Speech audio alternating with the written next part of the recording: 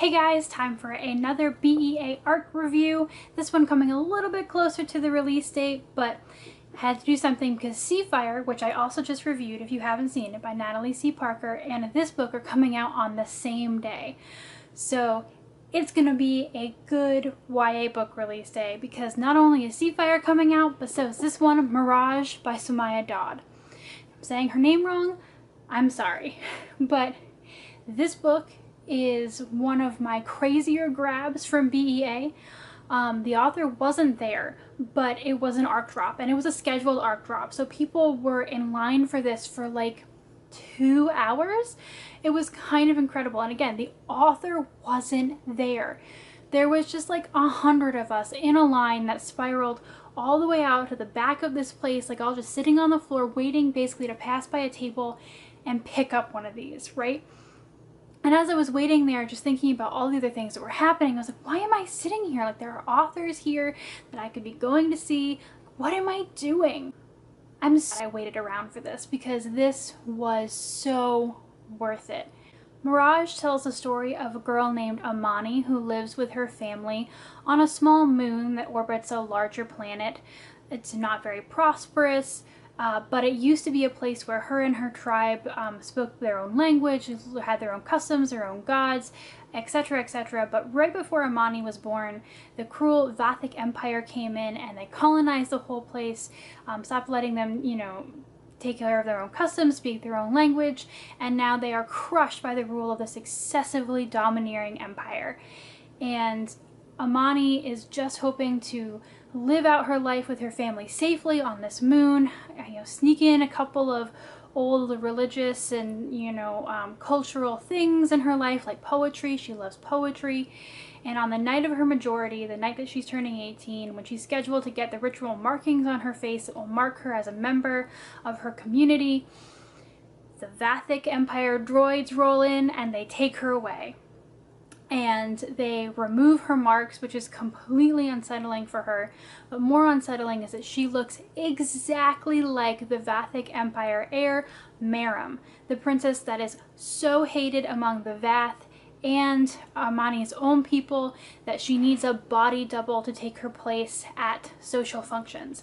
And that is why Amani has been taken, because she looks exactly like her. This book mixes together a lot of the things that I really enjoy. It's not your traditional European-based fantasy. It takes a lot of its cultural inspiration from the Arabic world and the Middle East, and it's just fantastic. It also talks a lot about the power of poetry and why the Vath banned poetry, which is like a small undertone, but I really enjoy it.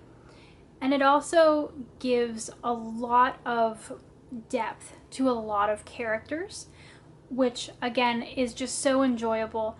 That there are the main characters like Amani, like Meram, like Meram's betrothed Idris, who have backstories and have to act a certain way within this like desperately violent colonized empire that's breaking galactic law to colonize other planets and trying to like force its way by technicality to take control of these things.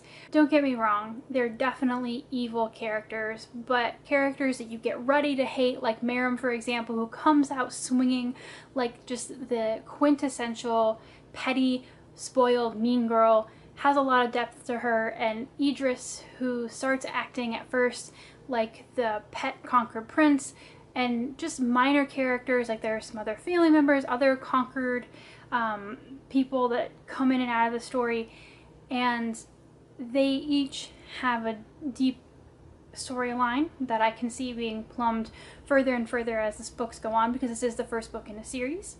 I did not completely think that the pacing worked for me, pacing in terms of character development. Amani obviously starts off this journey being very, very upset about what has happened and full of rage and anger and feeling like she's being displaced and taken over by just the specter of Meram as she begins to impersonate her. But like that's kind of wrestled with and then kind of forgotten and then kind of brought up again and then kind of forgotten. And the reasons for that, I'm not going to do any spoilers, but the reasons for that kind of come on in flashes. Like I could have seen this being dragged out a little bit longer. This is not a super chunky book. And so I could have seen some of these emotional troubles and toils being dragged out a little bit longer to seem believable.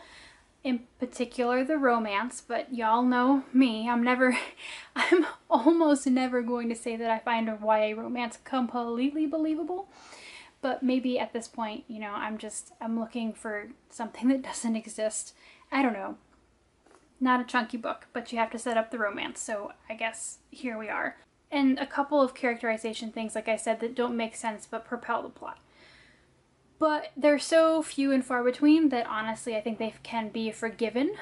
I didn't have as emotional a reaction to this book as I did to, say, Seafire, which I just sat down and I read and it's like, oh my god, this is amazing! But I really, really enjoyed this, and I did read it basically in one sitting because it was easy to just take in and enjoy and appreciate. It's beautifully written. I also can't believe that Mirage is Daud's debut novel. I think in particular that impresses me because all of these little nitpicky things that I'm not as much of a fan of, I can forgive because I'm like, this is your first novel. I've read way worse debuts. Because, you know, debuts are rough. You're trying to figure out your style. You know, the pacing in particular is I think the hardest thing for debut novels when I've read them. So this has a few of those pitfalls, but way less than the ones that I'm used to seeing. So really, really enjoyed it.